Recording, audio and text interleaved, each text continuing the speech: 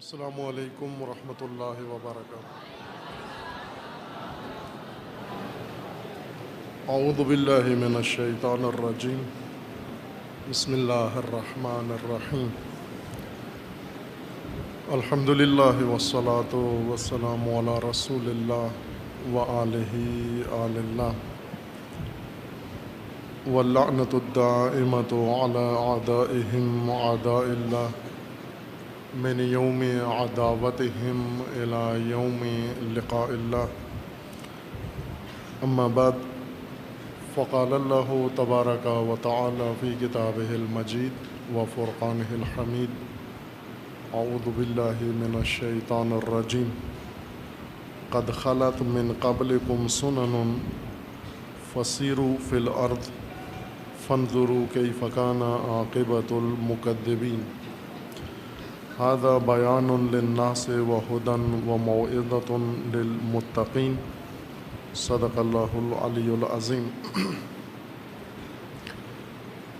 ہدایت حیات انسانی کے لیے اللہ تعالیٰ نے سنن و قوانین مقرر فرمائے ہیں، جن میں ایک ضابطہ و قانون عہد ہے۔ عہد ذمہ داری ہے جس کی حفاظت و پابندی لازمی ہے۔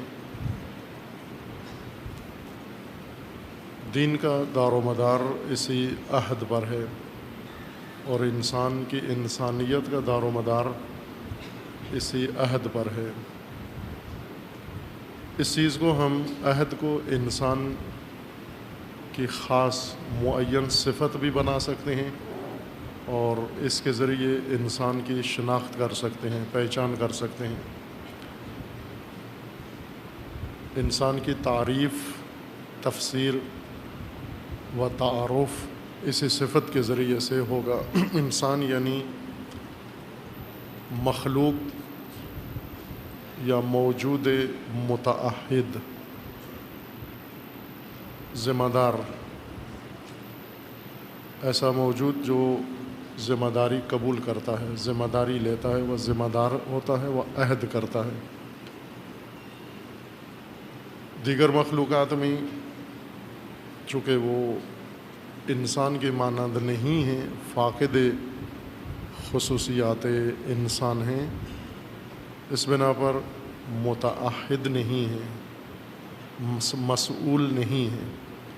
ایک اور لفظ جو اسی عہد کے لیے اور عہد کے ساتھ استعمال ہوتا ہے، مسئول کا لفظ ہے، آئے گا، آیت کریمہ آئے گی اور اس کے ضمن میں تشریح ہوگی۔ انسان عہد پذیر ہے اور مسئولیت پذیر ہے، اس وجہ سے یہ انسان ہونے کی علامت ہے، انسان ہونے کی نشانی ہے۔ قرآن کریم نے اسی بنا پر ان لوگوں کو انسان نہیں کہا، دابہ کہا، اور شر الدابہ کہا، بدترین دابہ، جو اس خصوصیت کے مالک نہیں ہیں، عہد نہیں رکھتے اور عہد کو وفا نہیں کرتے۔ انسان اگر قرآن کی نگاہ سے، مکتب قرآن کی دید سے ہم انسان کو پہچانیں تو انسان مسئول متعہد، متعہد مسئول، مسئول مخلوق، متعہد مخلوق کو انسان کہتے ہیں۔ یہ سبب پہچان انسان ہے، سبب شناخت انسان ہے، اور اس خصوصیت کے ذریعے انسانیت انسان قائم ہے۔ قرآن کے علاوہ دیگر علوم کے اندر جہاں انسان کے متعلق بحث کی جاتی ہے، جیسے علم الحیات میں انسان کی زندگی کے بارے میں یا انسان کے متعلق بات کی جاتی ہے، وہ انسان کو اس طرح سے نہیں پہچانواتے جس طرح قرآن پیش کر رہا ہے۔ مثلاً فلاسفہ نے انسان کی تفسیر یہ کی ہے کہ انسان حیوان ناطق ہے۔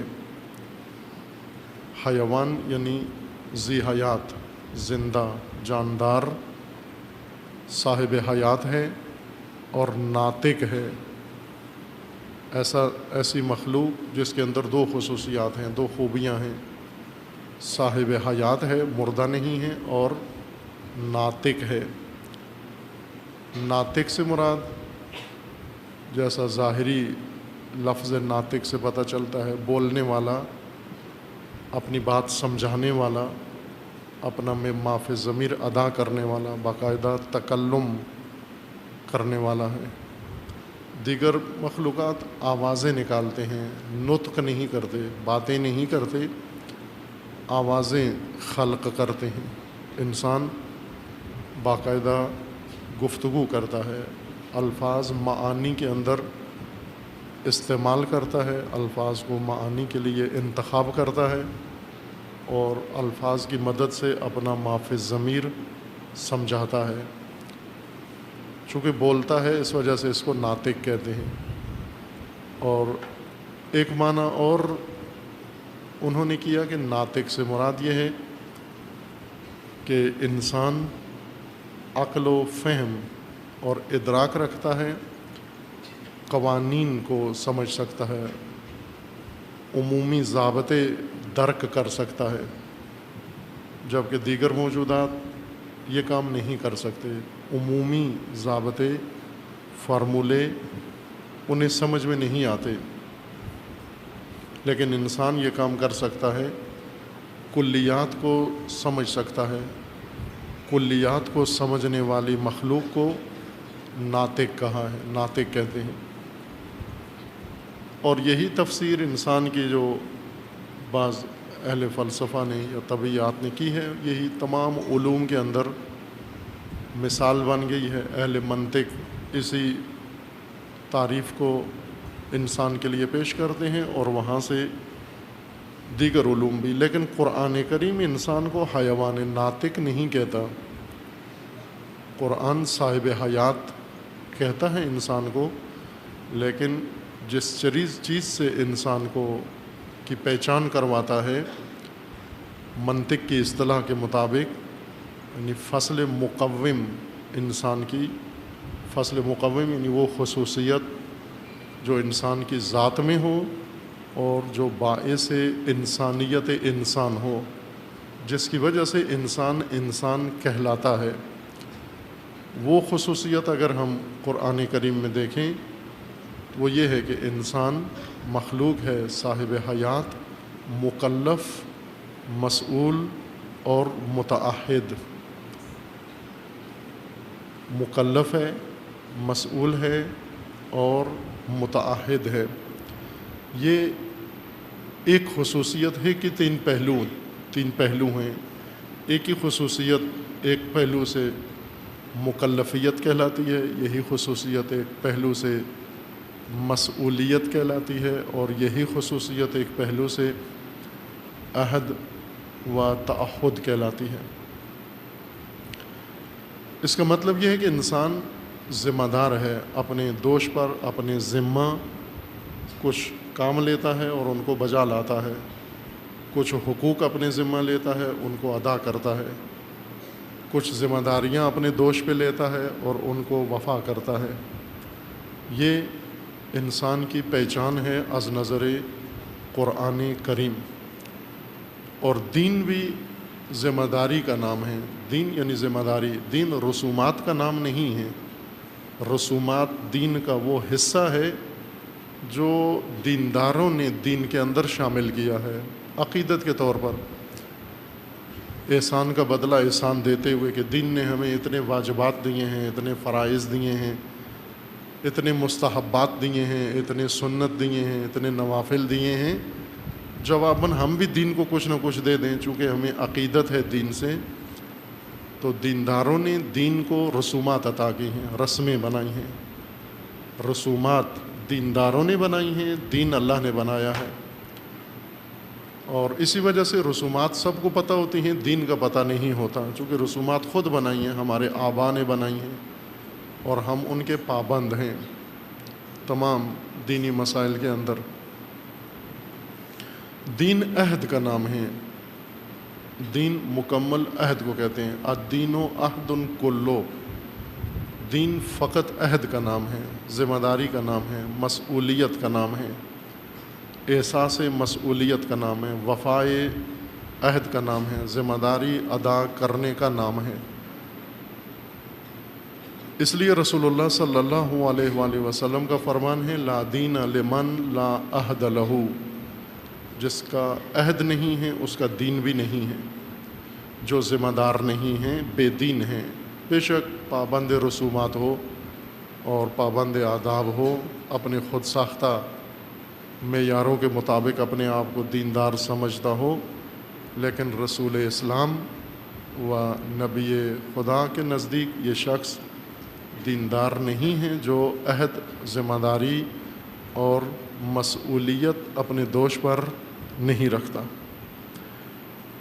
اس مطلب کی تفصیلات مختلف آیات کے اندر ہیں، جن میں سے بعض کی طرف اشارہ ہوا ہے، اور چند آیات اس سلسلے کی اور رہتی ہیں جن کی طرف ابھی اشارہ ہوگا۔ ان میں سورہ رعد کی آیہ 20 ہے ایک۔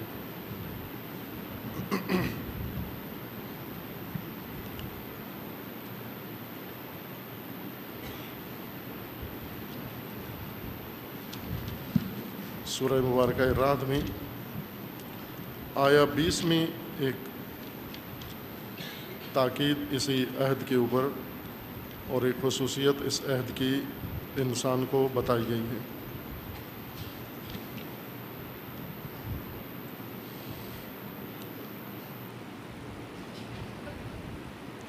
آیہ 19 میں ہے، آیہ 19 اور 20 دونوں، اور 21 بھی اسی مضمون سے متعلق ہے۔ افمن یعلم انما انزل الیک من ربک الحق کمن هو اعمی انما یتذکر اولو الالباب الذین یوفون بعہد اللہ ولا ینقضون المیثاق والذین یصلون ما امر اللہ بہ ان یوصل وَيَخْشَوْنَ رَبَّهُمْ وَيَخَافُونَ سُوءَ الْحِسَابِ وَالَّذِينَ صَبَرُوا ابْتِغَاءَ وَجْهِ رَبِّهِمْ وَأَقَامُوا الصَّلَاةَ وَأَنفَقُوا مِمَّا رَزَقْنَاهُمْ سِرًّا وَعَلَانِيَةً وَيَدْرَؤُونَ بِالْحَسَنَةِ السَّيِّئَةَ أُولَئِكَ لَهُمْ عُقْبَى الدَّارِ۔ ان 3-4 آیات میں اللہ تعالیٰ کا یہ فرمانا ہے کہ افمن یعلم انما انزل الیک من ربک الحق، دو انسان فرض کرو آپ، قرآن کریم دو انسان یا دو قسم کی سوچ، دو قسم کے تفکر کا تقابل کر رہا ہے، موازنہ کر رہا ہے آپس میں۔ ایک شخص یا ایک گروہ دھڑا یہ کہتا ہے، ایک گروہ یہ کہتا ہے کہ جو کچھ رسول اللہ پر نازل ہوا ہے، یعنی قرآن اور وحی، یہ سب حق ہے، درست ہے، اللہ کی جانب سے ہے، یہ رسول اللہ نے خود نہیں بنایا بلکہ اللہ کی جانب سے ہے۔ اور دوسرا اعمیٰ ہے، اعمیٰ یعنی بے بصیرت، جس کے اندر کوئی شعور نہیں ہے، جس کو یہی ادراک نہیں ہے کہ جو کچھ رسول اللہ پر نازل ہوا ہے یہ سب اللہ کی طرف سے اور حق ہے، یہ درست ہے۔ اعمیٰ نابینا کو کہتے ہیں، بصیر کے مقابلے میں بصیر بینا، جس کی آنکھیں بھی ہوں اور دیکھ بھی سکتا ہو۔ اعمیٰ الف عین میم، یہ اعمیٰ نابینا، جس کی آنکھیں نہ ہوں یا آنکھیں ہوں بے شک لیکن بینائی نہ ہو، اس کی نہ دیکھ سکتا ہو، اسے عرب اعمیٰ کہتے ہیں، بصیر اور اعمیٰ۔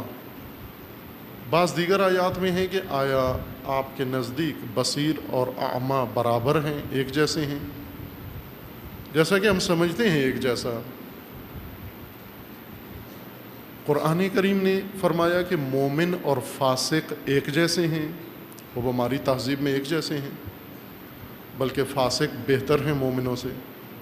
قرآن کا فرمانا ہے کہ افمن کان مومنا کمن کان فاسقا، کیا برابر ہیں یہ مومن اور فاسق؟ لا یستوون، نہ برابر نہیں ہیں، خدا کے ہاں برابر نہیں ہیں۔ اسی طرح مجاہد اور قائد، قائد بیکار لوگ، کچھ نہ کرنے والے لوگ، آرام و آسائش والے لوگ، اور وہ جو دوسرا طبقہ ہے مجاہد فی سبیل اللہ، صبح و شام جو خدا کی راہ میں کوششیں کر رہے ہیں، کیا یہ برابر ہیں؟ ایک جیسے ہیں؟ وہ ہماری تہذیب میں ایک جیسے ہیں، بلکہ جو مجاہد نہیں ہیں، کوشش نہیں کرتے، وہ بے مجاہدین سے بھی بہتر سمجھے جاتے ہیں، قرآن کے معیار کے الٹ۔ قرآن یہ مطالب انسان سے پوچھ رہا ہے کہ کیا واقعاً تم اتنے بے بصیرت ہو، اتنے بے شعور ہو، ان کو ایک جیسا سمجھتے ہو آپ؟ ان موارد میں سے ایک اور مورد قرآن کریم میں ہے کہ آیا جاننے والے اور نہ جاننے والے آپ کے نزدیک ایک جیسے ہیں، برابر ہیں؟ هل يستوي الذين يعلمون والذين لا يعلمون؟ بھلے ہمارے نزدیک ایک جیسے ہیں، ہماری تہذیب میں ایک جیسے ہیں، لیکن قرآن کی روح سے خدا کے ہاں برابر نہیں ہیں جاننے والے اور نہ جاننے والے۔ ان موارد میں سے ایک مورد، ایک نمونہ اعمیٰ و بصیر کا ہے۔ اللہ تعالیٰ کا سوال ہے کہ کیا اعمیٰ و بصیر ایک جیسے ہیں؟ اس سے مراد ظاہری بینائی نہیں ہے، آنکھ کا نور یہ نہیں ہے مراد، بلکہ بصیرت مراد ہے، شعور۔ آسان ترجمہ اس آیت کا کریں تو اللہ تعالیٰ کا یہ پوچھنا ہے انسانوں سے کہ کیا باشعور اور بے شعور ایک جیسے ہیں آپ کے نزدیک؟ ہم اپنی تہذیب میں دیکھیں، جمہوریت میں ایک جیسے ہیں، بلکہ بے شعور بہتر ہیں باشعور لوگوں سے۔ بے شعور زیادہ احترام رکھتے ہیں، بے شعوروں کا زیادہ قدر ہے، احمقوں کی زیادہ شان ہے۔ قرآن اس کے الٹ معیار بیان کرتا ہے کہ بصیر اور احمق ایک جیسے نہیں ہیں، بلکہ بصیر خدا کے ہاں برتر ہے اور اعمیٰ خدا کے نزدیک قابل قبول نہیں ہے، بے شعور اور بے بصیرت انسان۔ اس آیہ میں سوال کیا جا رہا ہے، وہی سوال، افمن یعلم، وہ شخص جو جانتا ہے اور مانتا ہے کہ جو کچھ رسول پر نازل ہوا ہے یہ سب حق ہے، یہ شخص کا من اس شخص کی طرح ہے وہ اعمیٰ، جو بے شعور ہے، بے بصیرت ہے، اور جو یہ تشخیص نہیں دے سکتا کہ جو کچھ رسول اللہ پر نازل ہوا ہے یہ حق ہے اللہ کی جانب سے۔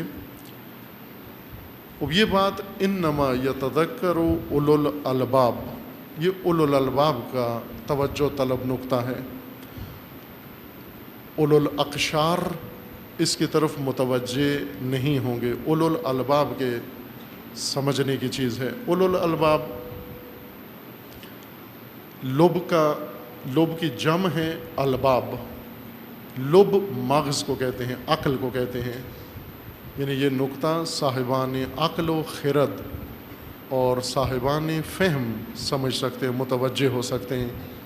جن کے اندر عقل نہیں ہے، لب نہیں ہے، مغز نہیں ہے، اور صرف ظاہری جلد ہے، چھلکا ہے، جسم ہے، باڈی ہے ان کی، وہ نہیں یہ باریکیاں سمجھ سکتے۔ ہم بھی اپنے روزمرہ محاورات میں، بات چیت میں ایک لفظ استعمال کرتے ہیں کہ فلاں کا موٹا دماغ ہے، بہت موٹے دماغ کا آدمی ہے۔ موٹے دماغ کا مطلب یعنی باریک باتیں، لطیف باتیں، ظریف باتیں اس کو سمجھ میں نہیں آتی، گہری باتیں نہیں سمجھ سکتا، نقطے نہیں متوجہ نہیں ہوتا نقطے کی طرف۔ لطیفے کو لطیفہ اس وجہ سے کہتے ہیں کہ اس میں لطافت ہوتی ہے، صراحت نہیں ہوتی، طنز ہوتا ہے، مزاح ہوتا ہے، لیکن اشارے سے مزاح ہوتا ہے، اور اس کے اندر لطف و لطافت یہی ہے کہ اس میں اشارہ ہوتا ہے مزاح کی طرف۔ اگر صراحت سے وہی بات کہہ دی جائے اس میں کوئی لطافت نہیں ہے، لوگ ہنستے نہیں، لیکن لطیفہ سنائیں اور بعض لوگ ہنس پڑتے ہیں، بعض ہنستے ہوئے کو دیکھ کر ہنستے ہیں۔ بعضوں کو بات سمجھ آ جاتی ہے، ہنستے ہیں، بعض دیکھتے ہیں اپنے دائیں بائیں وہ ہنس رہے ہیں، یہ بھی ہنسنا شروع کر دیتے ہیں۔ اگر ان سے پوچھے کیوں ہنس رہے ہیں، وہ کہتے ہیں ان کو دیکھ کر یہ ہنس رہے ہیں، کوئی ہنسنے کی بات ہوئی ہوگی، اگر میں نہ ہنسوں تو یہ سمجھیں کہ شاید مجھے بات سمجھ میں نہیں آئی، ان کو دیکھ کر ہنستے ہیں۔ لطافت جس کلام کے اندر ہو، صاحب عقل کو، صاحب خرد کو سمجھ میں آتی ہے۔ قرآن کی بعض آیات میں آخر میں یہی تذکرہ ہے کہ یہ بات اولو الالباب کو سمجھ آئے گی، اولو الالباب متوجہ ہوں گے۔ انما یتذکروا فقط، انما فقط سمجھیں گے اولو الالباب، صاحبان لب، صاحبان عقل، صاحبان خرد، صاحبان فہم، اس بات کو سمجھیں گے کہ اعمیٰ اور عالم برابر نہیں ہیں، بے شعور اور باشعور برابر نہیں ہیں۔ اولو الالباب کون لوگ ہیں؟ جو سمجھ جاتے ہیں، جن کے اندر لب ہے و عقل ہے۔ ان کی علامت یہ ہے الذین یوفون بعہد اللہ، اولو الالباب و صاحبان عقل باشعور لوگوں کی ایک علامت یہ ہے کہ وہ اللہ کا عہد وفا کرتے ہیں، وفا سے پہلے اللہ سے عہد کرتے ہیں، اللہ کی جانب سے ذمہ داری اپنے دوش پہ قبول کرتے ہیں، اور پھر عہد کرتے ہیں ہم اس ذمہ داری کو نبھائیں گے، اور آ کر عملاً وفا بھی کر دیتے ہیں، مکمل عہد و ذمہ ادا کر دیتے ہیں۔ یہ ایک علامت ہے اولو الالباب کی۔ الذین یوفون بعہد اللہ ولا ینقضون المیثاق، میثاق یعنی عہد کو پکا کرنا، ایسا پکا کرنا کہ توڑنے کی، ٹوٹنے کی گنجائش ختم کر دے۔ انسان جب آپس میں معاہدے کرتے ہیں، بعض معاہدوں میں ایسی شرائط رکھتے ہیں، ایسے کام کرتے ہیں کہ معاہدہ توڑنے کی گنجائش کو ختم کر دیتے ہیں۔ مثلا معاہدہ کرتے ہیں، یہ میرے اور آپ کے درمیان یہ عہد ہے، یہ معاہدہ ہے، اور جو توڑے گا اس پر اتنا جرمانہ ہوگا، جو توڑے گا اس کو اتنی سزا ملے گی، جو توڑے گا اس کو اتنا مال دینا پڑے گا، اور اس وجہ سے انسان اس کی پابندی کرتا ہے۔ اولو الالباب جو صاحبان شعور و بصیرت ہیں، یہ وہ لوگ ہیں جو عہد پورا کرتے ہیں۔ دوسرا یہ کہ عہد کو پکا کرتے ہیں، میثاق میں تبدیل کر دیتے ہیں، عہد کو ذمہ داری لے کر اس کو پختہ، مضبوط، محکم، مستحکم کر دیتے ہیں، اس کے ٹوٹنے کی گنجائش ختم کر دیتے ہیں۔ بعض لوگ عہد ایسا باندھتے ہیں شروع میں ہی اس کے ٹوٹنے کے لیے گنجائش رکھتے ہیں، توڑنے کے لیے راستہ رکھتے ہیں، فرار کے لیے موقع اور گنجائش رکھتے ہیں کہ میں یہ بھی کر سکتا ہوں، لیکن بعض سارے راستے بند کر دیتے ہیں عہد توڑنے کے، اور فقط اپنے آپ کو پابند کر دیتے ہیں کہ میں ہر قیمت پر یہ عہد انجام دوں گا۔ اس کا مطلب یہ ہے کہ انہوں نے عہد کے اوپر میثاق کیا ہے، یعنی عہد کو پختہ کیا اور اس کو پکا کیا، اور اس کے توڑنے کے تمام راستے بند کر دیے ہیں۔ والذین یصلون ما امر اللہ بہ، اور اہل خرد باشعور وہ لوگ ہیں جو ہر اس رابطے کو قائم کرتے ہیں جس کے قائم کرنے کا اللہ نے حکم دیا ہے۔ یصلون، رابطہ قائم کرنا، وصل کرنا، تعلق رکھنا، ہر وہ تعلق قائم رکھتے ہیں جس کے قائم رکھنے کا اللہ نے حکم دیا ہے۔ جیسے رابطہ رکھنا کس کے ساتھ؟ خدا کے ساتھ، رابطہ خلق خدا کے ساتھ، رابطہ اپنے رہبر و امام کے ساتھ، رابطہ بندگان خدا کے ساتھ، امت کے ساتھ۔ یہ ارتباط وہ ہے جس کے قائم کرنے کا اللہ نے حکم دیا ہے۔ اس رابطے کو توڑتے نہیں ہیں جہالت کی وجہ سے، بے خبری کی وجہ سے، خودخواہی کی وجہ سے توڑتے نہیں ہیں، بلکہ وصل کرتے ہیں، جوڑ کے رکھتے ہیں، فصل نہیں کرتے۔ الذین یصلون ما امر اللہ بہ ان یوصل، ہر وہ رابطہ جس کے وصل کا خدا نے حکم دیا ہے اس کو قائم رکھتے ہیں۔ جو رابطے توڑ دیتے ہیں بے شعور ہیں. بے شعور انسان رابطہ توڑ دیتا ہے. وہ رابطہ جو لازمی ہے قائم رکھنا، بے شعور اس رابطے کو توڑ دیتا ہے. ضروری نہیں سمجھتا، پابند نہیں سمجھتا اپنے آپ کو، میں کیوں رابطہ رکھوں. وَيَخْشَوْنَ رَبَّهُمْ، ایک اور خصوصیت باشعور انسانوں کی یہ ہے کہ خشیت خدا ان کے اندر ہے، خوف خدا ہے ان کے اندر. خشیت ہے، پرواہ. خشیت کا مطلب ہوتا ہے پرواہ کرنا. جہاں بھی ہوں باشعور انسان خدا کی پرواہ کرتا ہے. بے شعور لاپرواہ ہو جاتا ہے خدا سے. پرواہ کرنا یعنی متوجہ رہنا، دھیان رکھنا کہ میں خدا کے سامنے ہوں. جیسے آپ کسی اپنے بڑے والد کے پاس ہوں، ماں کے پاس ہوں، کسی اپنے معلم کے سامنے ہوں، پرواہ کرتے ہیں آپ. اس کو خشیت کہتے ہیں، جس کے ہونے کا احساس رکھا جائے اور اس کے سامنے وہ عمل نہ کیا جائے جو نظر انداز کرنے کی صورت میں کیا جاتا ہے. لاپرواہ لوگ وہ ہوتے ہیں جو کسی کے ہونے کو نہ ہونا فرض کرتے ہیں. اس کا ہونا نہ ہونا ان کے لیے برابر ہے. مثلا کبھی بھی آپ نے دیکھا ہوگا کہ آج کل کی نسل سے اعتماد نہیں ہے، لیکن پہلے یہ کام کرتے تھے کہ والد کے سامنے کوئی جوان، حتیٰ غیر جوان بھی، مسن بوڑھا بھی سگریٹ نہیں پیتا تھا اگر والد سامنے بیٹھا ہوا ہے. اسموکر تھے، لیکن فرض کریں اگر ایک آدمی کی عمر 60 سال ہے اور اس کا باپ 90 سال کا ہے، یہ 60 سال کا بوڑھا 90 سال کے بوڑھے کے سامنے تمباکو نوشی نہیں کرتا تھا، احترام کرتا تھا، پرواہ کرتا تھا اس کی کہ اس کے سامنے میں یہ حرکت انجام نہ دوں. اس کو کہتے ہیں خشیت. خشیت کسی کے ہونے کا احساس، کسی بڑے کے ہونے کا احساس اور اس کی حرمت اور اس کے احترام اور اس کے حق کا خیال رکھتے ہوئے کچھ کاموں سے دستبردار ہو جانا جس سے اس کی بے حرمتی ہوتی ہے. اس کو خشیت کہتے ہیں. عموماً اس کا ترجمہ خوف سے کیا جاتا ہے، ڈر سے، لیکن ایسا ڈر جو پرواہ کی صورت میں ہے، یعنی پرواہ رکھنا، دھیان رکھنا، خیال رکھنا، اور کسی بڑے کے محضر میں، اس کی بارگاہ میں ایسا عمل نہ کرنا جو اس کی شان کے مطابق نہ ہو. جیسے آپ مسجد میں جاتے ہیں، پرواہ کرتے ہیں، جوتا اتار کے جاتے ہیں. بے پرواہ جوتا پہن کے مسجد میں جاتا ہے، یہ بے پرواہ انسان ہے.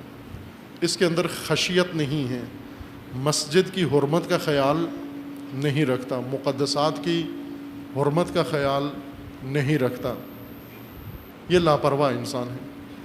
اور بے شعوری کی علامت ایک یہ ہے کہ انسان لاپرواہ ہوتا ہے، مسجد میں جوتا پہن کے چلا جاتا ہے، مقدسات کی بے حرمتی کرتا ہے، بڑوں کے سامنے وہ کام کرتا ہے جو بڑوں کے شایع نشان نہیں ہیں، ان کا احترام نہیں کرتا، معلم کا احترام نہیں کرتا، ماں باپ کا احترام نہیں کرتا. خشیت نہیں ہے اس کے اندر، یعنی بے حیا و لاپرواہ ہو گیا ہے. اس کے اندر سے حرمت کی پاسداری ختم ہو گئی ہے، اٹھ گیا ہے، اٹھ گئی ہے. بے خشیت انسان ہے. شعور کی ایک علامت یہ ہے کہ اپنے رب کی پرواہ کرتا ہے انسان.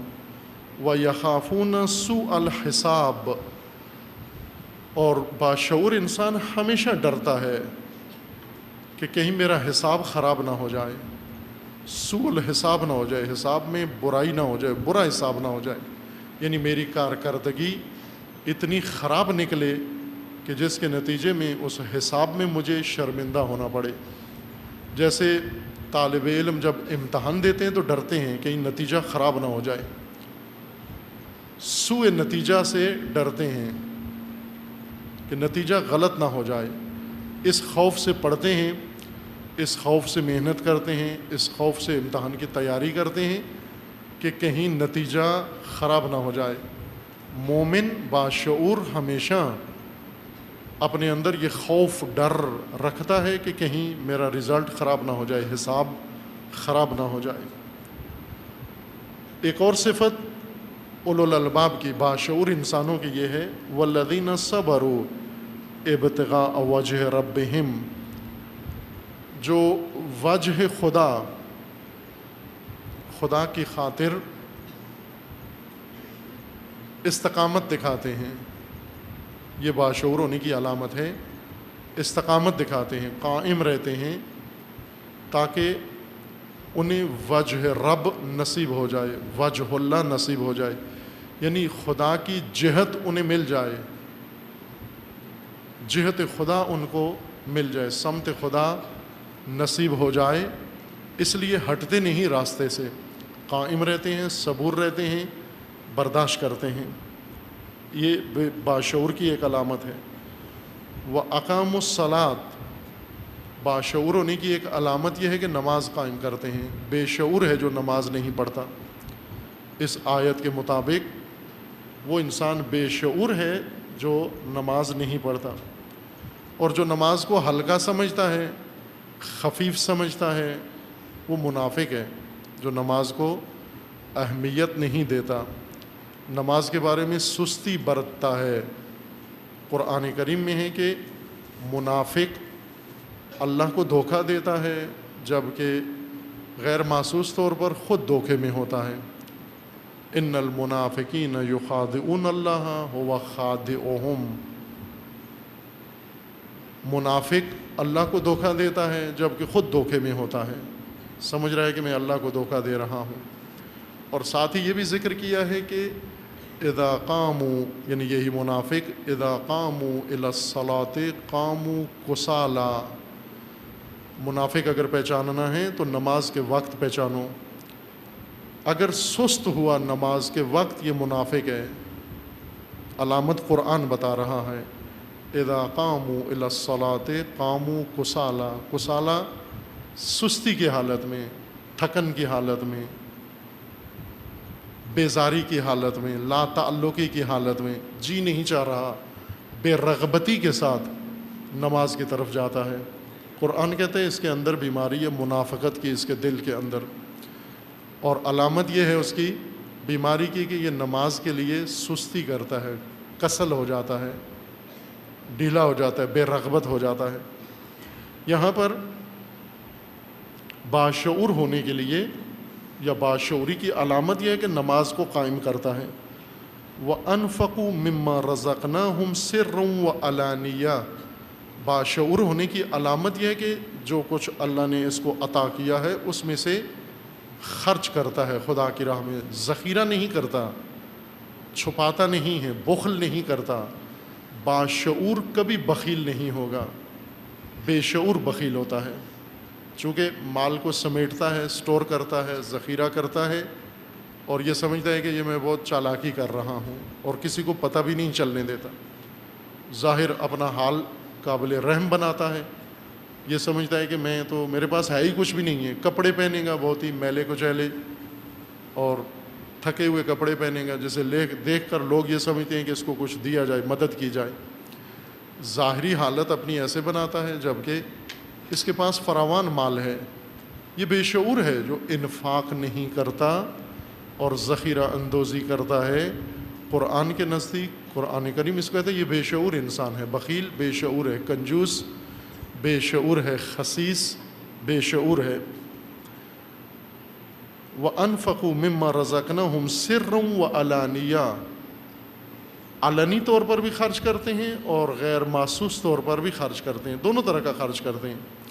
جہاں کھل کے خرچ کی بات آ جائے وہاں کھل کے خرچ کرتے ہیں، بتا کے خرچ کرتے ہیں، اور جہاں ضرورت پڑے کہ یہاں بتائے بغیر خرچ کرنا ہے وہاں نام لیے بغیر، بتائے بغیر، اپنی تختی لگائے بغیر خرچ کرتے ہیں۔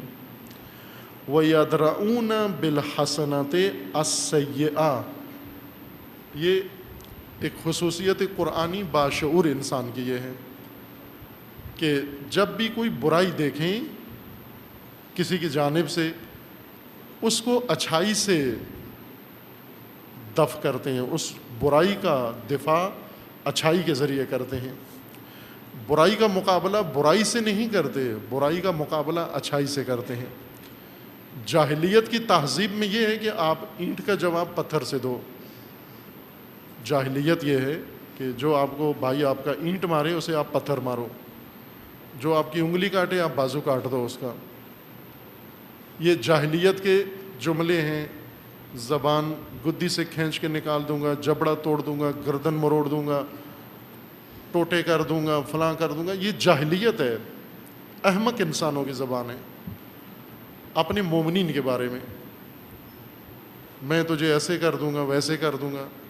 یہ جاہل ہے، بے شعور انسان ہے جو مومن و مسلمان کے بارے میں یہ جملے استعمال کرے، چونکہ ایک دوسرے کے حقوق پر تجاوز ہو جاتا ہے.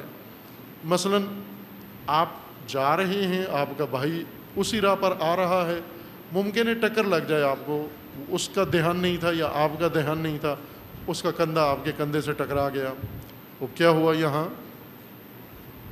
یہ نہیں ہے کہ اگر اس کا کندھا توجہ نہ ہونے کی وجہ سے لگا تو آپ اس کا جبڑا توڑ دیں، اسے لڑائی شروع کر دیں. یہ بے شعور انسان ہے جو اتفاقی حادثات میں اپنے بھائی سے انتقام لیتا ہے. یہ بے شعور انسان ہے. برائی کو جب دیکھو تو اچھائی سے اس کو دور کرو. قانون یہی ہے، عقل کا قانون یہ ہے، برائی سے ختم نہیں ہوتی، برائی سے دور کرنے سے برائی اور مضبوط ہو جاتی ہے. دہشت گردی کو دہشت گردی سے ختم کریں، جیسے ہندوستانی وزیر نے بیان دیا کہ پاکستان دہشت گردی کرتا ہے اور ہم دہشت گردی ختم کرنا چاہیں گے اور جواب دہشت گردی سے دیں گے. دہشت گردی کا جواب دہشت گردی، اس سے دہشت گردی ختم نہیں ہوتی بلکہ اور فروغ پاتی ہے. برائی کا جواب برائی سے دینے سے برائی مزید مضبوط ہو جاتی ہے، مستحکم ہو جاتی ہے. یہ بے شعوروں کا کام ہے، احمقوں کا کام ہے برائی کا جواب برائی سے دینا. قرآنی مکتب کے اندر، الہی دین کے اندر برائی کا جواب اچھائی سے دو. اچھائی ضد ہے برائی کی، اور ضد سے شہد کو دور کیا جاتا ہے. جس طرح آپ آگ بجھاتے ہیں آگ کے ذریعے، آگ بجھاتے ہیں تیل کے ذریعے. جو برائی کا برائی سے جواب دیتا ہے وہ آگ بجھانا چاہتا ہے تیل کے ذریعے. جیسے گھروں میں ہوتا ہے کہ بچوں میں جھگڑا ہوا، مائیں آ جاتی ہیں، وہ مائیں آ کے بچوں کے جھگڑے کو فیصلہ کرنا چاہتی ہیں، آپس میں لڑ پڑتی ہیں، اور ماؤں کے جھگڑے میں پھر باپ آ جاتے ہیں، اور باپ عورتوں کا جھگڑا ختم کرنے آتے ہیں، مردوں کی لڑائی شروع کر دیتے ہیں، اور پھر دو قبیلے آ جاتے ہیں، دو قومیں آپس میں آ جاتی ہیں، اور نتیجتاً ایک پورا گاؤں یا پوری آبادی دشمنی اس کے اندر پڑ جاتی ہے ہمیشہ کے لیے. یہ احمقوں کا طریقہ ہے، یہ جاہلوں کا طریقہ ہے، یہ بے شعوروں کا طریقہ ہے. آپ اگر آگ بجھانا چاہتے ہیں پانی سے بجھائیں. اگر بے شعوروں کو فائر بریگیڈ دے دیا جائے تو یہ فائر بریگیڈ کے ٹینکر میں تیل بھر کے لے جائیں گے آگ بجھانے کے لیے. انہیں جب بتایا جائے فلاں جگہ آگ لگ گئی ہے تو تیل کا ٹینکر لے جا کر اس پہ سپرے کریں گے کہ جو دکانیں بچ گئی ہیں وہ بھی جل جائیں. بے شعور یہ کام کر رہے ہیں. گھروں میں جھگڑے جو پھیل رہے ہیں، بچوں سے پھیل کے بڑوں میں، عورتوں سے پھیل کے مردوں میں، مردوں سے نکل کے پورے قبیلے کے اندر دشمنی آ گئی ہے. یہ بے شعوری کی وجہ سے ہے، احماقت کی وجہ سے ہے. پہلے قدم پر ہی جو ہی برائی نے سر اٹھایا ہے، اچھائی کے ذریعے سے اس کو دفن کر دو، اچھائی کے ذریعے سے اس کو پیچھے کر دو، اچھائی کے ذریعے اس کو دبا دو. ادفع باللتی ہی احسن، جہاں بھی سیئہ ہو، سیئہ کو احسن کے ذریعے سے ختم کر دو. یہاں پر بھی ہے وَيَدْرَؤُونَ، باشعور لوگ سیئات کو، خرابیوں کو اور برائیوں کو حسنات کے ذریعے ختم کرتے ہیں. اولئک لہم عقبی الدار. خوب یہ باشعور جن کے اندر یہ صفات ہیں، ان کا انجام بہت خوب ہے. لہم عقبی الدار، وہ دار عقبا ان کے لیے ہے. باشعور جنت میں جائیں گے. بے شعور بھی جائیں گے جنت میں، احمق سارے جنت میں جائیں گے، لیکن وہ احمقوں کی جنت ہوگی. احمقوں کی جنت میں باشعور کے جانے کے لیے، وہ باشعوروں کے لیے جہنم ہوگی. بے وقوف، وہ چونکہ بے وقوف ہیں جنت میں رکھے جائیں گے، لیکن وہاں کوئی باشعور ان کے ساتھ نہیں رکھا جائے گا، چونکہ وہ جنت بے وقوفوں کی ہے، اور جو عقل مند ہے اس کے لیے جہنم ہے. وہ عقل مندوں کی جنت الگ ہے. عقبی الدار دار عقبہ ان باشعور لوگوں کے لیے۔ آپ توجہ فرمائیں، قرآن کریم کا فرمانا ہے کہ باشعور اور بے شعور برابر نہیں ہیں۔ افمن یعلم انما انزل الیک من ربک الحق کمن هو اعمی، کا من یعلم، قرآن پوچھ رہا ہے آپ سے، من یعلم کمن هو اعمی، جو جانتا ہے وہ بیوقوف کی طرح ہے آپ کے نزدیک؟ یعنی نہیں، انکاری سوال ہے، انکار کے لیے، انکار کے طور پر کہ نہیں ہے برابر باشعور اور بے شعور، آگاہی رکھنے والا، بیدار اور سویا ہوا، باشعور اور بے شعور یہ ایک جیسے نہیں ہیں۔ باشعور کون ہے؟ انما یتذکر اولو الالباب، یہ بات کس کو پتہ چلتی ہے؟ باشعور لوگوں کو پتہ چلتی ہے، بابصیرت لوگوں کو۔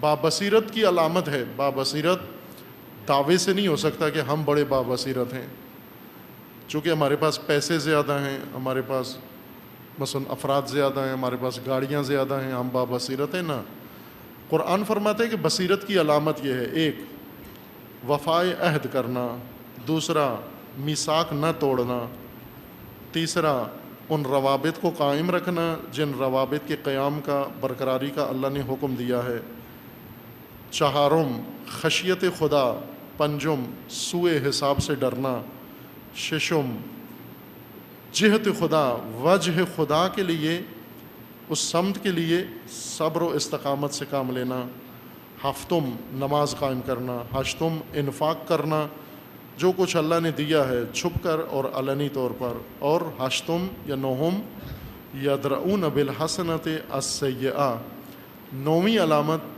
باشعور ہونے کے لیے یہ ہے کہ ہمیشہ برائی کو اچھائی سے ختم کرو۔ برائی جو پھیلی ہے ہمارے ہاں، اس کی وجہ یہ ہے کہ برائی کا برائی سے تلافی کی گئی ہے، دشمنی کی دشمنی سے تلافی کی گئی ہے، برائی کے مقابلے میں بڑی برائی پیش کی گئی ہے۔ کہتے بھی ہیں بسا اوقات علماء کی زبان پر یہ بات آ جاتی ہے، ایک مولانا صاحب کی کسی نے انسلٹ کر دی، توہین کر دی، انہوں نے ممبر سے اس شخص کو یہ کہا کہ تو اپنے آپ کو بڑا جگہ سمجھتا ہے، تجھے یہ پتہ ہونا چاہیے کہ میں تجھ سے بڑا جگہ ہوں۔ خوب جب انسان جگہ کا جواب جگہ بن کے دے گا تو پھر تو جگہ سسٹم، جگہ کلچر آ جائے گا، سارے جگہ بن جائیں گے۔ کلچر ایسا ہے نا ہمارا۔ اب بعض ہیں وہ جب چلتے ہیں نا تو جگہ سٹائل میں چلتے ہیں، ایسے بازو پھیلا کے، اور کل تولے ان کو تو ان کا 11 کلو وزن نکلتا ہے، لیکن اس کے چلنے کا انداز دیکھیں جیسے زمین ہل رہی ہے ایسے، اور اگر اس نے کوئی قدم ٹیڑھا رکھ دیا تو زمین پہ زلزلہ آ جائے گا۔ اس کی بات کرنے کا انداز دیکھیں، زبان کیسے استعمال کر رہے ہیں، اپنے بارے میں ہم کا لفظ استعمال کرتا ہے، ہم آ رہے ہیں، ہم کہہ رہے ہیں، ہم بول رہے ہیں۔ خوب، یہ تو جگہ زبان ہے، تواضع سے بولو بھائی، اپنے آپ کو بندہ عاجز و مسکین سمجھو، جگہ نہ بنو آپ۔ جگہ اگر آپ ایک تو کہتے ہیں تو بڑا بدماش اپنے آپ کو سمجھتا ہے، تجھے پتہ ہونا چاہیے میں تجھ سے بڑا بدماش ہوں، یہ بے وقوفی ہے، یہ بے شعوری ہے۔ اسے کیا کہو، تو بدماش ہے، میں نہیں ہوں، میں شریف آدمی ہوں، شریف۔ لیکن تجھے یہ پتہ ہونا چاہیے کہ شریف جب مظلوم واقع ہوتا ہے بہت خطرناک ہو جاتا ہے۔ یہ علی علیہ السلام کا فرمانا ہے کہ لئیم، پست، جب قدرت میں اقتدار میں آتا ہے خطرناک ہوتا ہے، اور شریف جب مظلوم واقع ہوتا ہے اس پہ ستم کیا جائے بہت خطرناک ہو جاتا ہے۔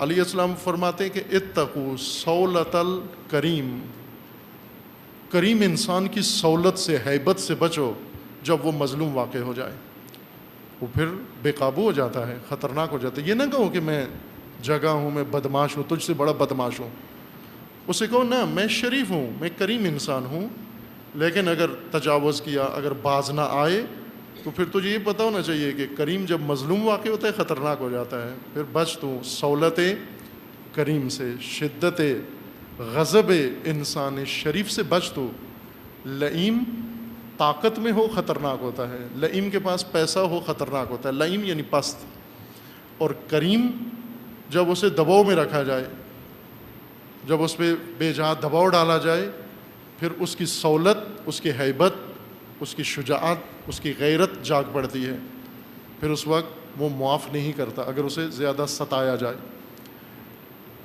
آپ یہ نہ کہیں کہ بدماش کو کہ تو چھوٹا بدماش ہے میں بڑا بدماش ہوں، تو چھوٹا جگہ ہے میں بڑا جگہ ہوں، نہ، وہ سیئہ ہے، آپ حسنہ بنیں، حسنہ بن کر اس کو علاج کریں تاکہ معاشرے سے برائی ختم ہو جائے۔ اگر باشعور ہوں لوگ معاشرے کے اندر، وہ ایک خاندان میں ایک قتل ہو تو ایک ہی قتل ہوگا، دوسرا نہیں ہوگا، لیکن جب یہ کلچر ہو جائے کہ انہوں نے ہمارا ایک مارا ہم دو ماریں گے، انہوں نے ہمارے دو مارے ہم ان کے چار ماریں گے، پھر یہ بیوقوف ہیں، یہ احمق لوگ ہیں۔ یہاں دشمنی نسلوں کے اندر چلے گی، یہ بے شعوری ہے۔ یہ 8-9 علامتیں صاحبان خرد کے لیے ہیں۔ اہم ترین عبارت یا علامت یہ ہے کہ الذین یوفون بعہد اللہ، جو عہد خدا کو وفا کرتے ہیں، باشعور ہیں، ولا ینقضون المیثاق، اور عہد و پیمان پختہ کر کے اس کو توڑتے نہیں ہیں۔ یہ سورہ رعد کی بات تھی، اور سورہ نحل میں، سورہ دیگر ہے بنام سورہ نحل، اس کے اندر آیا 91 اور 92، آیا 90، 91 اور 92 میں خداوند تبارک و تعالیٰ نے عہد کے متعلق یہ فرمایا ہے، ان اللہ یأمر بالعدل والاحسان، اللہ تمہیں عدل و احسان کا حکم دیتا ہے، امر ہے، خدا کا حکم ہے، عدالت اور احسان۔ احسان اردو والا اچھا ہے، وہ بھی کرتے رہیں، جب بھی موقع ملے اردو احسان، ہندی احسان کریں۔ اردو احسان یہ ہے کسی کے ساتھ بھلائی کر دینا، کسی کو کاپی دے دینا، قلم دے دینا، کرایہ دے دینا، پیسے دے دینا، قرض دے دینا، یہ اردو زبان کا احسان ہے، ٹھیک ہے، اچھا کام ہے یہ، لیکن قرآنی احسان اصل ہے، اساس وہ ہے۔ قرآنی احسان اس میں منحصر نہیں کہ کسی کے ساتھ بھلائی کر دیں، آپ بیٹھ جائیں، آپ واپس آ کے بیٹھ جائیں جہاں سے اٹھیں۔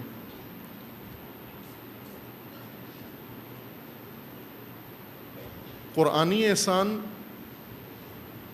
یہ ہے کہ آپ جو کام بھی کریں، جو کام، اپنا کام کر رہے ہیں، کسی کے لیے کام کر رہے ہیں، کسی کے لیے ملازمت کے طور پہ کام کر رہے ہیں، اپنے گھر میں کام کر رہے ہیں، جو کام کرتے ہو اس کو خوبصورت بنا کے کرو، حسین کرو، اس کے اندر حسن ہو۔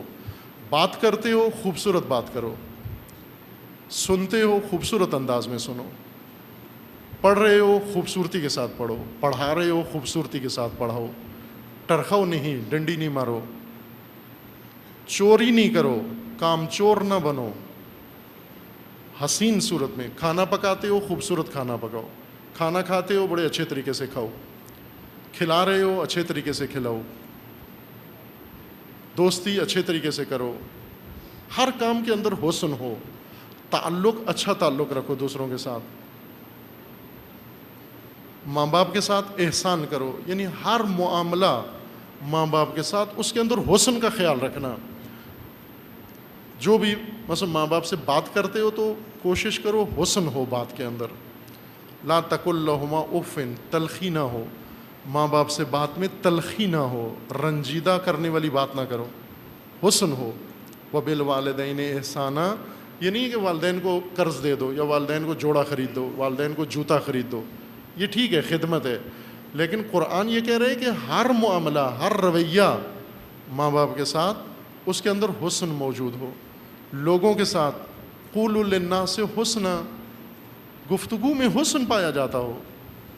کوئی کام آپ کو دیا گیا ہے، صفائی کا دیا ہے، حسن کے ساتھ، خوبصورتی کے ساتھ کام کرو، جو ذمہ داری دی گئی ہے بہتر انداز میں کرو۔ اگر آپ کو لکھنے کا کام دیا ہے خوبصورت لکھو، پڑھنے کا کام ہے خوبصورت پڑھو، امتحان دے رہے ہو خوبصورت امتحان دو، امتحان لے رہے ہو خوبصورت امتحان لو۔ ایک شخص نے قبر کھودی صحابی رسول اللہ کے لیے، رسول اللہ نے آ کے قبر دیکھی تو ناراض ہوئے، برہم ہوئے، اور اس مومن کو ڈانٹا کہ مومن خدا، کام چور ہو تم، یہ قبر اس طرح کھودتے ہیں۔ اس کے بعد رسول اللہ خود اترے اور جا کر اس قبر کی صفائی کی، ہموار کیا، اس میں سے روڑے پتھر اٹھائے. یہ اپنی خفت مٹانے کے لیے کہ میں نے صحیح کام نہیں کیا خاموش نہیں رہا، بلکہ رسول اللہ کے اوپر بھی تنقید کی. اس نے خودخواہ تھا، خشیت نہیں تھی، احترام نہیں تھا. سب کے سامنے بجائے اس کے کہ کہہ دیتا معذرت یا رسول اللہ مجھ سے غلطی ہو گئی ہے، آئندہ ایسا نہیں کروں گا، بے شرم یہ کہنے کے بجائے کہنے لگا کہ یا رسول اللہ آپ فالتو کام کر رہے ہیں، چونکہ ابھی دوبارہ مٹی ڈال کے بھر دیں گے کھڈے کو، صاف ہوا تو بھی بھر دیں گے، ہموار ہوا تو بھی بھر دیں گے. میں نے جو بنایا ہے اس کے لیے چونکہ بھر دینی ہے اس لیے میں نے صفائی نہیں کی. وہ یہ بے ادبی ہے. رسول اللہ نے کہا ایسے ہی مجھے بھی پتہ ہے کہ ابھی دوبارہ مٹی ڈال کے اس کو بھر دیں گے، لیکن تو اپنا کام خوبصورت کر، مومن ہے تو، باشعور ہے تو، اچھا کام کر، حسن ہو تیرے کام کے اندر. ٹرخا مت، آدھا کام کیا آدھا چھوڑ دیا. کام چور مت بن، ادب چور مت بن، حسن چور مت بن، کسی کام میں چور نہ بن، درست کام کر، باشعور بن. تو ان اللہ یأمر بالعدل والاحسان، اللہ کا حکم ہے تمہیں عدالت اور احسان کا. احسان یعنی تمام کاموں کے اندر حسن ایجاد کرو. وَإِيتَاءِ ذِي الْقُرْبَى، عموماً بعض لوگوں کی زبان میں تلخی ہے، وہ زبان نہیں ہے جیسے بیڑ کا ڈنگ ہوتا ہے، بیڑ کی پشت میں ڈنگ ہوتا ہے اور جس کو چومتی ہے وہ سجا دیتی ہے، سوجن ہو جاتی ہے وہاں پر. بیڑ بوسہ لیتی ہے کسی کا، یہ زرد رنگ کی بیڑ جس کو آپ ڈیمبو کہتے ہیں، آج کل ہے برسات کے موسم میں، چھتیں بناتی ہے، اڑتی رہتی ہے اور کاٹتی ہے تو فوراً چہرہ سوج جاتا ہے. یہ بوسہ ہے اس کا. آپ کے چہرے کا بوسہ لے گی تو پھر پتہ چلے گا کہ بیڑ نے بوسہ لیا ہے. وہ اسی طرح ایک آدمی کو آپ دیکھیں بڑا غصے میں لال پیلا بیٹھا ہوا ہے. وہ کیوں غصے میں لال پیلا بیٹھے ہوئے ہو؟ کسی نے پیار کی بات کی ہے، ان سے تانا دیا ہے، طنز کیا ہے. تانا، جو زبان میں ہمیشہ تانا ہو، تانے کے ساتھ بات کریں. وہ یہ ڈنگ ہے، یہ ڈنگ نہ مارو،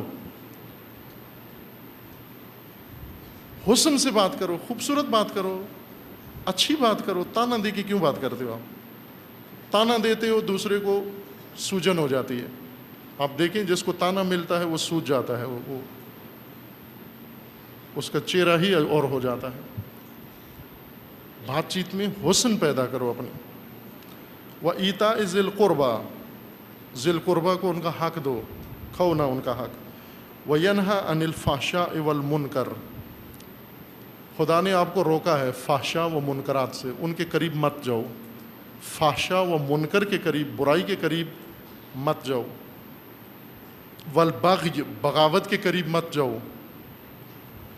یعظکم لعلکم تذکرون، خدا نے تمہیں واعظ موعظہ کیا ہے کہ شاید متوجہ ہو جاؤ، دھیان آ جائے تمہارا. وَأَوْفُوا بِعَهْدِ اللَّهِ إِذَا عَاهَدتُّمْ، وفا کرو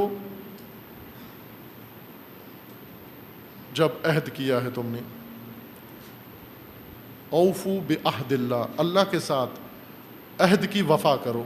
کہ پہلے معنی کیا ہوا ہے وفا کا. وفا ٹائم پہ پہنچنے کو نہیں کہتے، وفا مکمل ذمہ داری ادا کر دینا، مکمل طور پر ذرہ برابر پیچھے نہ رہے وہ کام جو ہمارے ذمہ تھا. وفا کا مطلب یہ مکمل ادا کر دے. مثلا فرض کریں ایک استاد کا کام ہے سلیبس پڑھانا، یہ عہد ہے اس کا کہ میں پڑھاؤں گا، میں معلم ہوں، میں ٹیچر ہوں.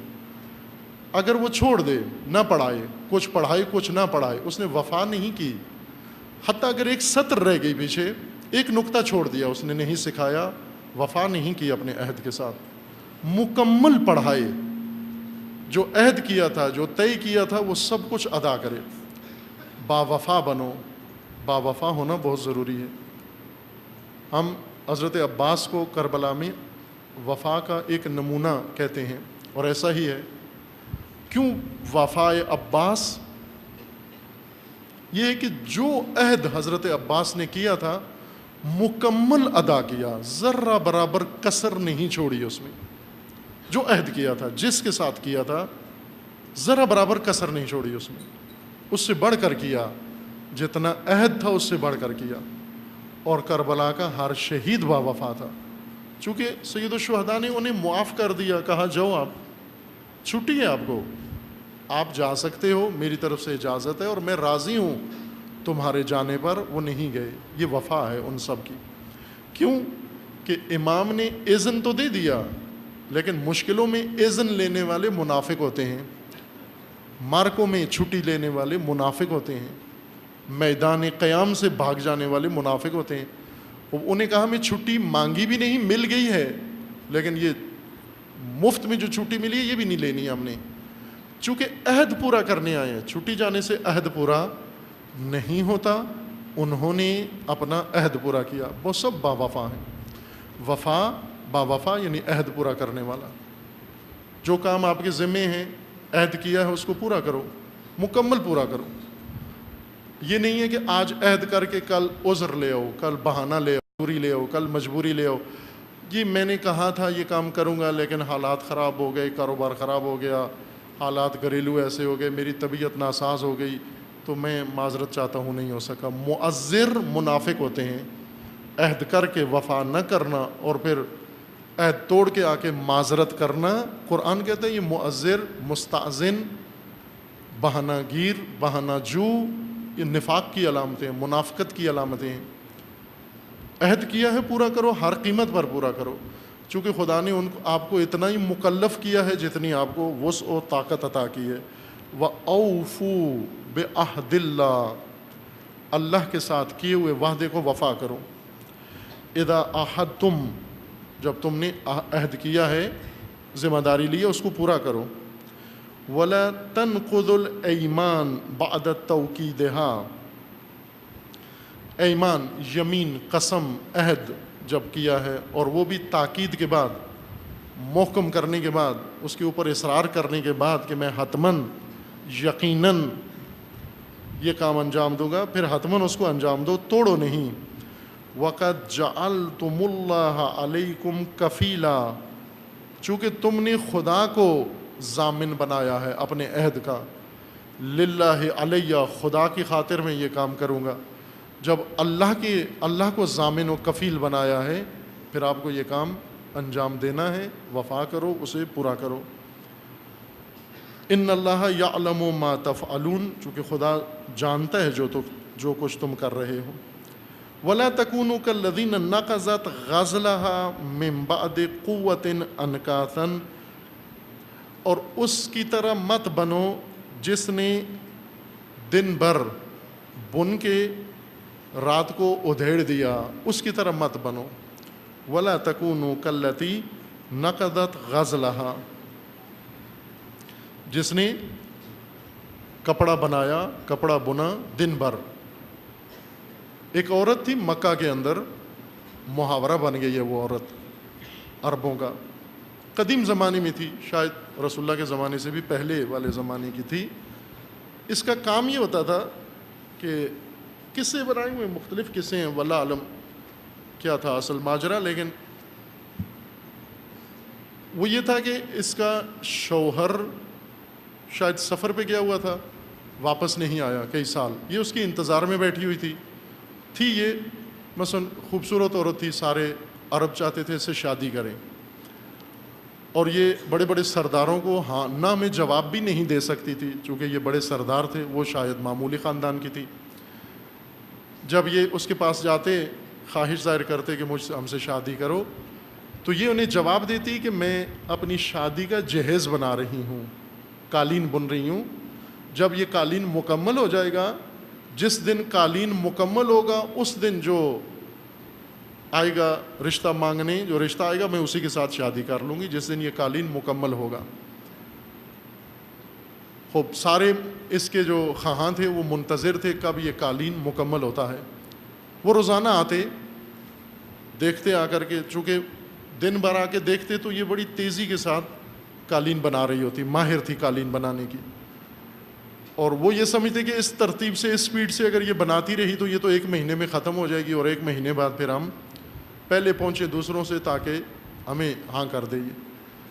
لیکن یہ جب بھی آتے دن کو تو پھر یہ شروع سے بنا رہی ہوتی قالین، چونکہ یہ رات دن بھر بنتی تھی، رات کو سارا بنا ہوا ادھیڑ دیتی تھی، پھر صفر بنا دیتی تھی، اس کو صفر پہ لے آتی، دوسرے دن پھر شروع سے بننا شروع کرتی، لوگ آتے کہاں پہنچی ہے، کہتی تھی اتنی بنی ہے ابھی. اور اس طرح ساری عمر اس نے قالین نہیں بنائی، چونکہ وہ چاہتی نہیں تھی ان سے شادی کرنا. اس نے یہ طریقہ بنایا ہوا تھا بننا اور ادھیڑنا. اس سے اس عورت کا کام محاورہ بن گیا بے وقوفوں کے لیے، کہ کچھ لوگ ایسے ہیں جو بعض کہتے ہیں ایسے نہیں تھا، شادی کا نہیں تھا، وہ تھی احمق عورت تھی، بے وقوف تھی، بے شعور تھی، اور یہ اس کا مشغلہ تھا، دن کو بننا رات کو ادھیڑ دینا. اس سے یہ محاورہ بن گیا کہ یہ دن بھر بنتی ہے اور رات کو ادھیڑ دیتی ہے. ان لوگوں کے لیے محاورہ اور کنایا بن گیا جو بڑی محنت کر کے ایک کام کرتے ہیں، کوئی چیز بناتے ہیں، پھر خود ہی اس کو خراب کر دیتے ہیں، خود ہی اسے ضائع کر دیتے ہیں. عہد کرتے ہیں ذمہ داری لے کے، پھر اس ذمہ داری کو خود ہی خراب بھی کر دیتے ہیں. کوئی کام مسئولیت لے لی، انہوں نے اپنے ذمہ لے لی، یہ کام ہم کریں گے، اسی کو انہی کے ہاتھوں سے، اپنے ہاتھوں سے اس کو تباہ بھی کر دیتے ہیں. قرآن ان کو منع کرتا ہے کہ اس احمق عورت کی طرح مت بنو کہ جو ذمہ داری لے کے بن کے بنا کے پھر اس کو اپنے ہاتھوں سے خراب بھی کر دے، اسے ادھیڑ بھی دے. ایسے احمق مت بنو تم. ولا تکونوا کاللتی، اس عورت کی مانند مت رہو، نقضت غزلہا، غزل بننے کو کہتے ہیں، نقضت ادھیڑنے کو کہتے ہیں، یعنی اپنی بنائی، اپنی بنی ہوئی چیز خود ادھیڑ دیتی تھی. من بعد قوت انکاسا، یعنی جب پورا کر لیتی تھی، مضبوط کر لیتی تھی، خود ہی خراب بھی کر دیتی تھی اس کو. تتخذون ایمانکم دخلا بینکم ان تکون امۃ ہی اربع من امۃ انما یبلوکم اللہ بہ ولیبینن لکم یوم القیامۃ ما کنتم فیہ تختلفون. آیات کے اندر مطالب دیگر بھی ہیں، ان سے ہم صرف نظر کرتے ہیں، بات لمبی ہو جائے گی. اوفو بعہد اللہ، اپنے عہد کو وفا کرو جو خدا سے عہد کیا ہے تم نے. چونکہ تم نے اللہ کو ضامن بنایا ہے اس کا، پس خشیت بھی رکھو، پرواہ رکھو اللہ کی، کہ عہد کر کے اسے توڑنا نہیں تم نے. اسی کے بعد یہ آیات جاری ہیں،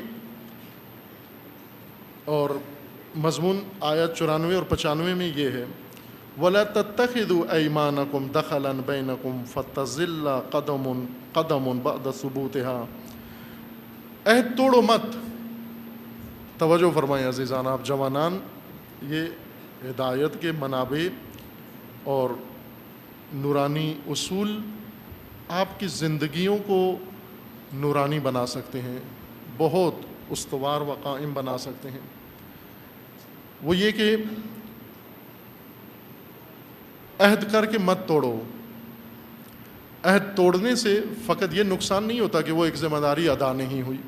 مثلا فرض کر لیں آپ نے کسی سے عہد کیا کہ میں یہ کام کروں گا، کوئی کام اپنے ذمہ لگایا، آپ نے کہا میں دروازہ میں کھولوں گا، اور نہیں کھولا. آپ نے عہد کیا میں 5 بجے آؤں گا، اور آپ 5 بجے نہیں آئے، 5 بجے کے بعد آئے یا اصلاً نہیں آئے، اور آپ نے کہا خیر ہے، کوئی مسئلہ نہیں ہے، معذرت کر لوں گا جا کر اس سے.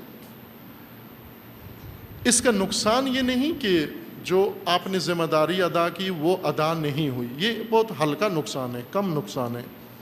آپ نے نہیں کیا، کوئی اور کر دے گا، چونکہ اللہ کا فرمان ہے اگر تم اپنا عہد وفا نہیں کرو گے، خدا دوسری قوم امت لے آئے گا، وہ تم سے بہتر عہد وفا کریں گے.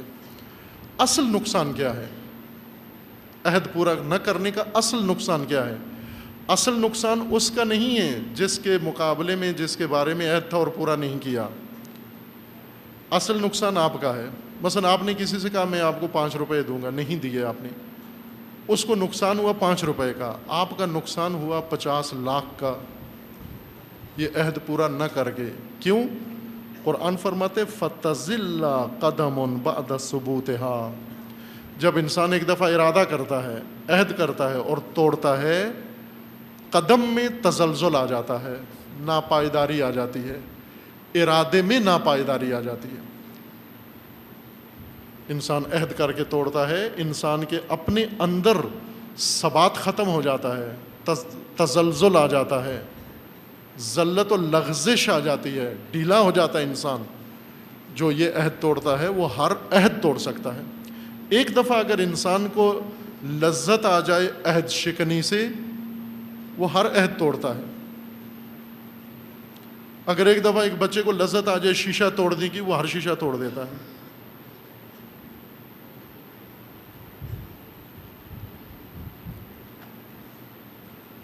ایک شخص تھا، وہ اس کے ہاتھ میں جو کاغذ آتا تھا وہ پھاڑ دیتا تھا۔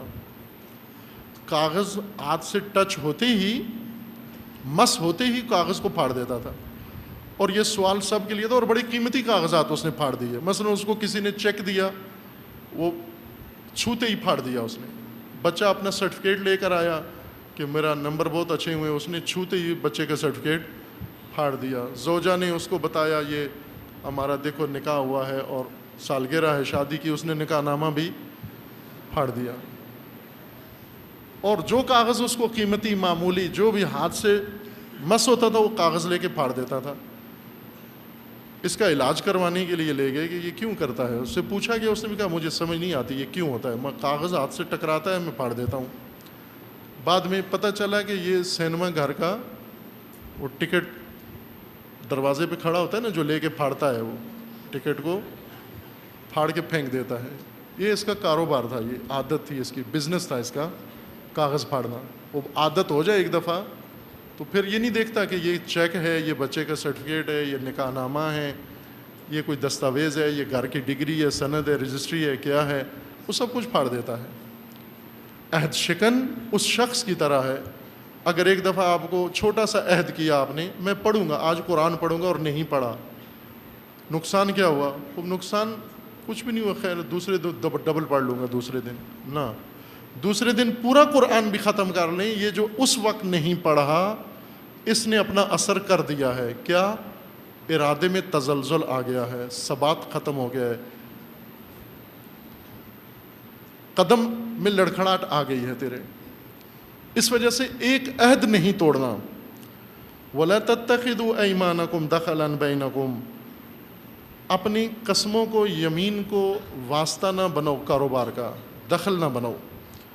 فَتَزِلَّ قَدَمٌ بَعْدَ ثُبُوتِهَا فَتَذُوقُوا السُّوءَ بِمَا صَدَدتُّمْ عَنْ سَبِيلِ اللَّهِ وَلَكُمْ عَذَابٌ عَظِيمٌ وَلَا تَشْتَرُوا بِعَهْدِ اللَّهِ ثَمَنًا قَلِيلًا، عہد فروشی مت کرو، عہد توڑ کے فیسیں مت لو، عہد توڑ کے معاوضے مت لو، اللہ کے عہد توڑ کے مخلوق کی خوشنودگی کے لیے آپ یہ قلیل حقیر معاوضے مت لو۔ ثمن قلیل یعنی حقیر، نہ کم۔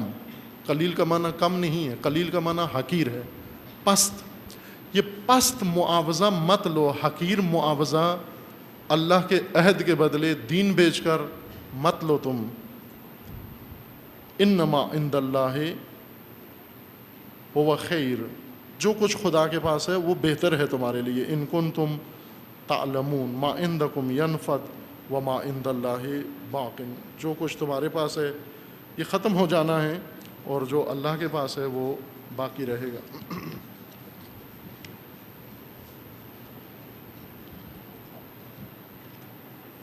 ولی آج ارادہ تھا کہ یہ بات عہد والی ختم کر دیں، لیکن چند آیات رہ جائیں گی، وہ انہیں بعد میں پڑھیں گے۔ وصلی اللہ علیہ محمد۔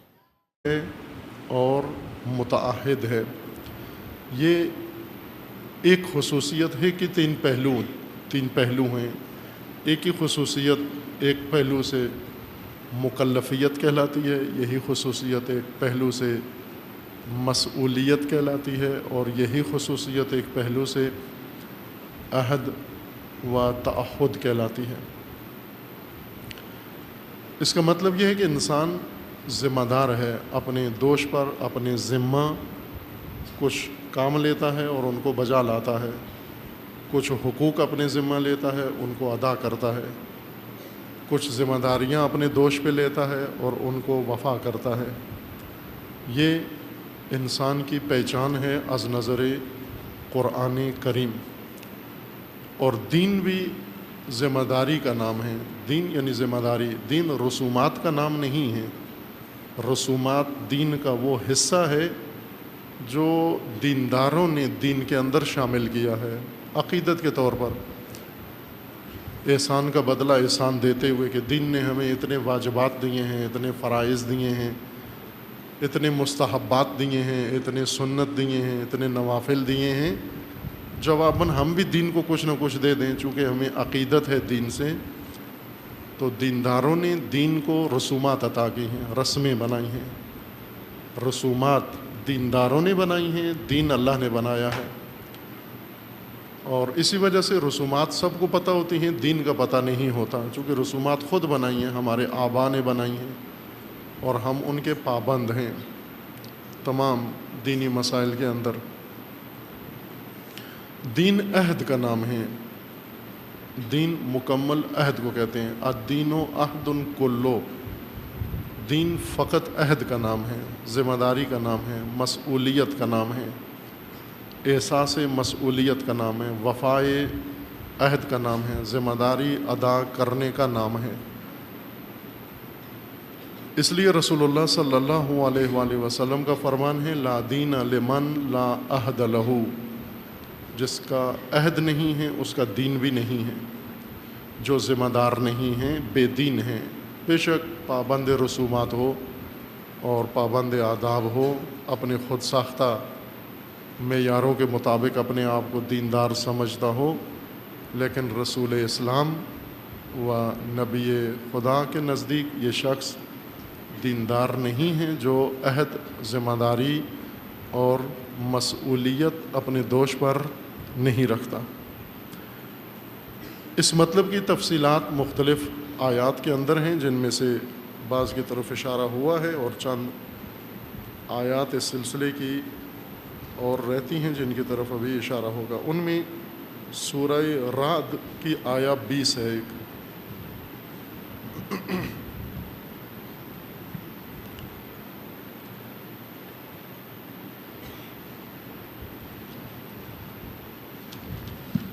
سورہ مبارکہ رعد میں آیہ 20 میں ایک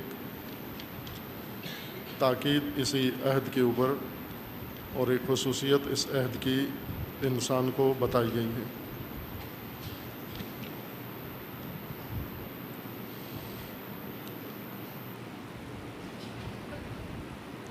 آیہ 19 میں ہے، آیہ 19 اور 20 دونوں، اور 21 بھی اسی مضمون سے متعلق ہے۔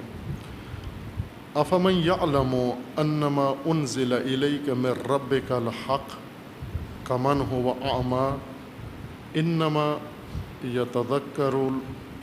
یتذکر اولو الالباب الذین یوفون بعہد اللہ ولا ینقضون المیثاق والذین یصلون ما امر اللہ بہ ان یوصل ویخشون ربهم ویخافون سوء الحساب والذین صبروا ابتغاء وجہ ربهم واقاموا الصلاة وانفقوا مما رزقناهم سرا وعلانیہ ویدرؤون بالحسنة السیئة اولئک لهم عقبی الدار۔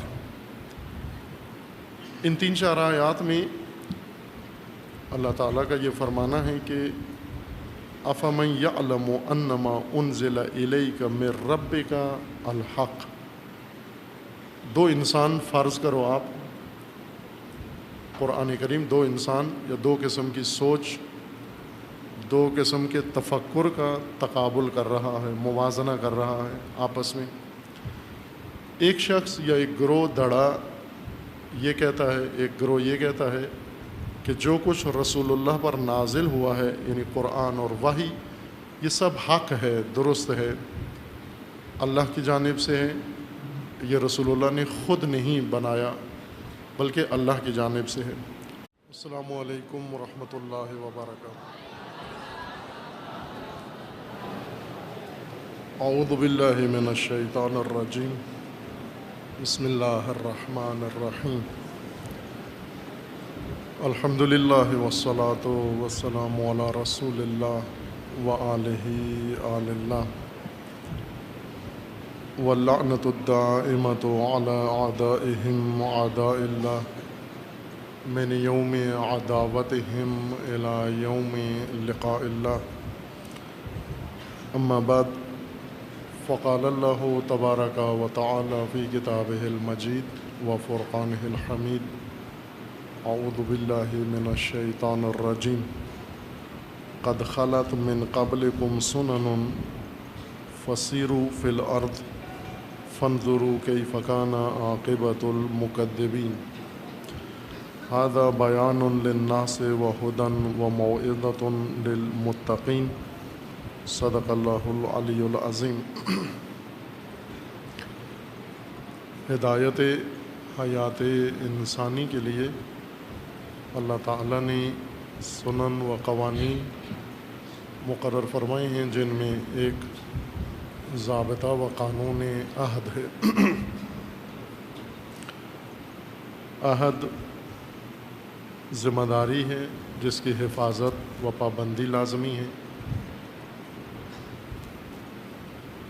دین کا دار و مدار اسی عہد پر ہے، اور انسان کی انسانیت کا دار و مدار اسی عہد پر ہے۔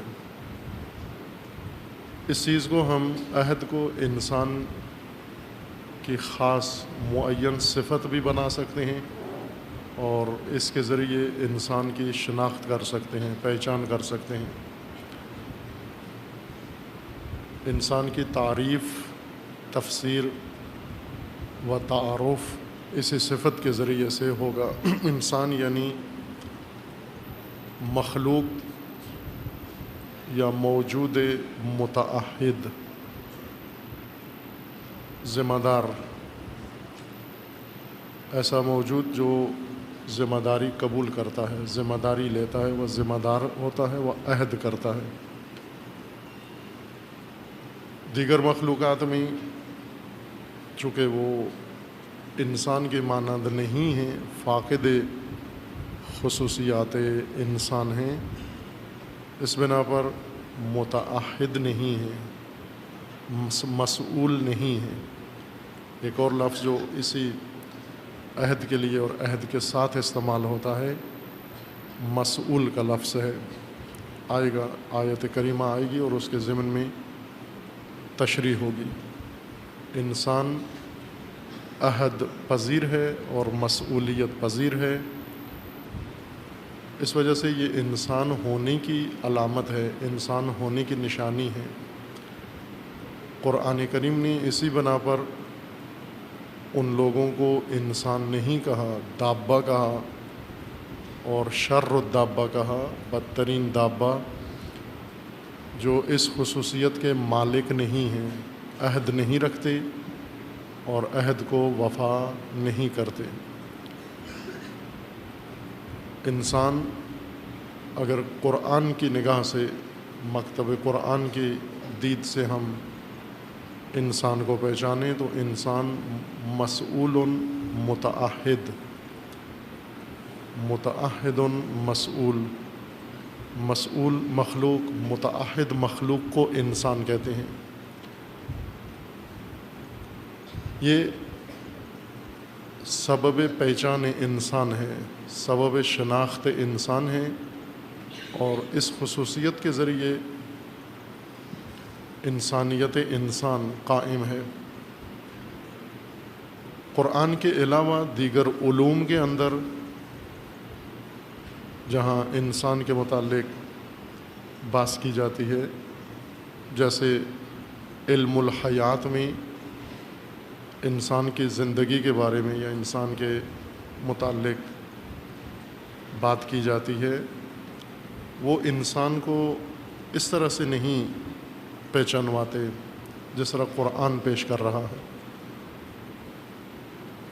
مثلا فلاسفہ نے انسان کی تفسیر یہ کی ہے کہ انسان حیوان ناطق ہے۔ حیوان یعنی ذی حیات، زندہ، جاندار، صاحب حیات ہے اور ناطق ہے، ایسی مخلوق جس کے اندر دو خصوصیات ہیں، دو خوبیاں ہیں، صاحب حیات ہے، مردہ نہیں ہے، اور ناطق ہے۔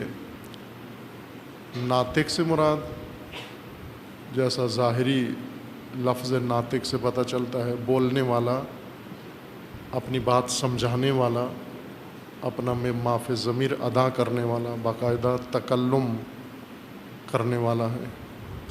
دیگر مخلوقات آوازیں نکالتے ہیں، نطق نہیں کرتے، باتیں نہیں کرتے، آوازیں خلق کرتے ہیں۔ انسان باقاعدہ گفتگو کرتا ہے، الفاظ معانی کے اندر استعمال کرتا ہے، الفاظ کو معانی کے لیے انتخاب کرتا ہے اور الفاظ کی مدد سے اپنا ما فی الضمیر سمجھاتا ہے۔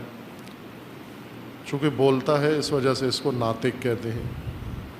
اور ایک معنی اور انہوں نے کیا کہ ناطق سے مراد یہ ہے کہ انسان عقل و فہم اور ادراک رکھتا ہے، قوانین کو سمجھ سکتا ہے، عمومی ضابطے درک کر سکتا ہے، جبکہ دیگر موجودات یہ کام نہیں کر سکتے۔ عمومی ضابطے، فارمولے انہیں سمجھ میں نہیں آتے، لیکن انسان یہ کام کر سکتا ہے، کلیات کو سمجھ سکتا ہے۔ کلیات کو سمجھنے والی مخلوق کو ناطق کہا ہے، ناطق کہتے ہیں۔